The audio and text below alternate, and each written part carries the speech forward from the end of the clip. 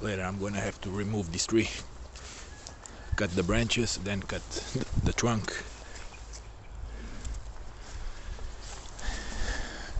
cut it into pieces and then move it away. Maybe even split the pieces later if somebody wants to use it as firewood. This side's still alive, see? Still greenish there on the branches, because it's still getting fed by this root, this part of the root here, still underground. But here it broke completely, so that side is dead.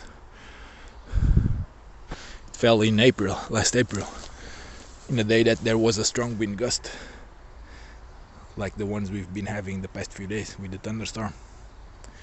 It fell because the base was rotten. It was rotting away.